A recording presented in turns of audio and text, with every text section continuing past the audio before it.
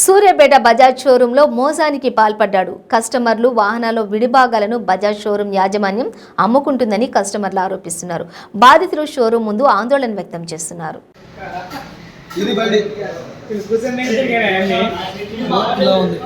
ఇలా ఉన్న బండి అలా వేసారు.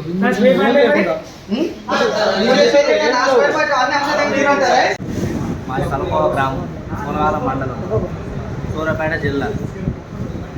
2022 సంవత్సరం ఏప్రిల్ 8వ తారీఖున నా బండికి యాక్సిడెంట్ జరగడం జరిగింది. యాక్సిడెంట్ అయిన తరుణంలో నేను అనగా రామారావుని వచ్చి బజాజ్ మేనేజరు శ్రీనివాస్ గారిని కలవడం జరిగింది. ఆ టైంలో ఆయన ఎస్టిమేట్ చేసిన బిల్లు 18,000. ఇందుకు గాను 5,000 అడ్వాన్స్గా చెల్లించి ఉన్నాను. ఆ తరుణంలో ఆ టైంలో నా బండికి ఫుల్ ఇన్సూరెన్స్ అయిపోయింది. థర్డ్ పార్టీ ఇన్సూరెన్స్ మాత్రమే ఉంది. అయితే నెల రోజుల తర్వాత నా బండి అయిపోయిందా అని వచ్చి అడిగారు. అన్నప్పుడు తను నాతోటి, సార్ ఈ బండి ఫుల్ ఇన్సూరెన్స్ అయిపోయింది కాబట్టి మీరు డబ్బులు కడతా అన్నారు. కరెక్టే, కానీ ఈ బండి కొని ఖచ్చితంగా 16 నెలలే అవుతుంది. కొత్త బండి కాబట్టి నేను ఫుల్ ఇన్సూరెన్స్ క్లెయిమ్ చేసుకుంటాను. ఆ అమౌంట్ ఎంత వచ్చినా కానీ మీకు సంబంధం లేదు, నేను ఫ్రీగా మీకు సర్వీస్ చేసి ఇవ్వగలుగుతా అని అన్నారు. దీనికి సరే అని అన్నాను. అయితే దీని విషయంలో లీగల్ పరంగా నాకు ఏ విషయం వచ్చినా కానీ నాకు ఏ సంబంధం లేదు, క్లెయిమ్ అయినా కాకపోయినా మీరు బండి చేసి ఇచ్చే బాధ్యత నాది అని చెప్పాను. దీనికి ఆయన ఓకే అనడం, డబ్బులు ఇవ్వడం జరిగింది. నేను డబ్బులు ఇవ్వడం జరిగింది 5,000 రూపాయలు అక్షరాల ఫోన్పేలో. జరిగిన తరువాత 2 నెలలకి బండి కోసం వచ్చితే నేను క్లెయిమ్ చేశాను. బండి ఫుల్ ఇన్సూరెన్స్ క్లెయిమ్ అయింది. 68 నుంచి 70,000 వస్తాయని చెప్పారు. అయితే నాకు మెసేజ్ కానీ అలాంటిది ఏం రాలేదని అడిగాను. దానికి బండి బజాజ్ షోరూమ్ కంపెనీదే, ఇన్సూరెన్స్ బజాజ్దే కాబట్టి కంపెనీకే డబ్బులు అన్నీ పడతాయి అని అన్నారు. సరే సార్, నాకేం తెలియదు ఇన్సూరెన్స్ల గురించి, మీరు ఏదో విధంగా చేసి నాకు బండి త్వరగా ఇవ్వండి సార్, మా అత్త మామ మా వదిన గారు నన్ను తిడుతున్నారు అని చెప్పారు. దీనికి ఇస్తాను సార్ అని చెప్పారు. ఇదే విధంగా నన్ను రోజు తిప్పించుకోవడం అది జరిగింది. హైదరాబాద్ నుంచి నేను రాగానే 10,000 అటు రైటు 10 సార్లు తిప్పిదిగాను. నాకు 10,000 బిల్లు అయింది.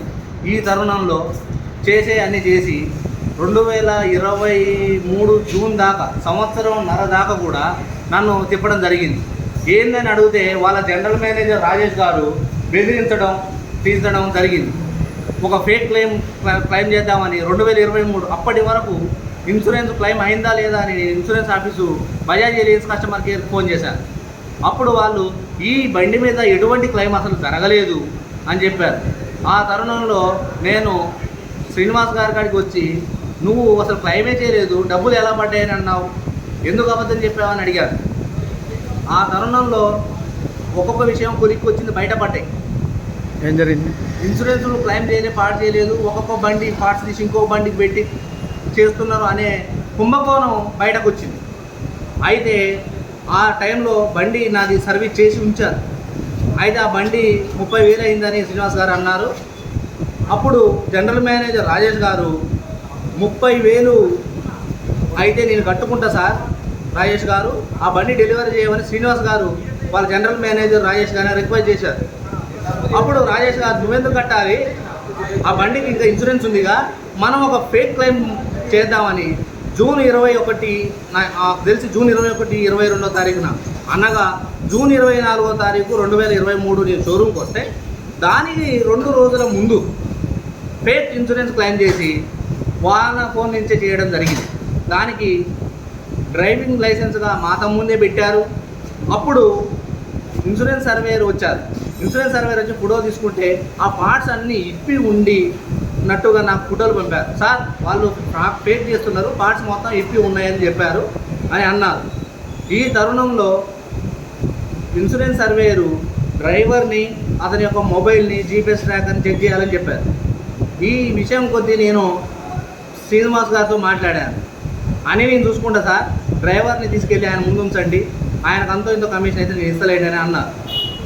సో అదేవిధంగా డ్రైవర్కి నేను తీసుకొని వెళ్ళాను. మ్యాప్ చెక్ చేశారు. ఆ టైంలో అతను తిరుపతిలో ఉండని మ్యాప్ చూపించింది. సో ఆయన ఫేక్గా ఆయన ఫేక్ చెప్పించిండు, ఎందుకు చేశారని అడిగితే ఇది సార్ జరిగిందని ఆయన కూడా మొత్తం క్లియర్ కట్గా చెప్పాను.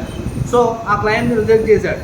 రిజెక్ట్ చేసిన తరుణంలో ఈ విధంగా జరుగుతుంటే నేను కొత్తగా బండి మొత్తం రిపేర్ చేసి నేను ఇచ్చే బాధ్యత అని ఒప్పుకున్నారు. ఈరోజు వచ్చి నా బండి తీసుకొని వెళ్దాం అనేసరికి మొత్తం పాత పార్ట్స్ వేసి ఫుల్ హీట్ వస్తుంటా నన్ను జనరల్ మేనేజర్ రాజేష్ గారు నీకు దుక్కున చోట చెప్పుకో పోలీస్ స్టేషన్ పై దబాయించి మీదకు రావడం జరిగింది. ఇది జరిగింది. ఇదే విధంగా నాలాగా చాలామంది ఉన్నారు. ఏ విధంగా అయినా క్లెయిమ్ చేసి ఈ షోరూమ్ని క్లోజ్ చేయాల్సిందిగా మనస్ఫూర్తిగా కోరుకుంటున్నాను.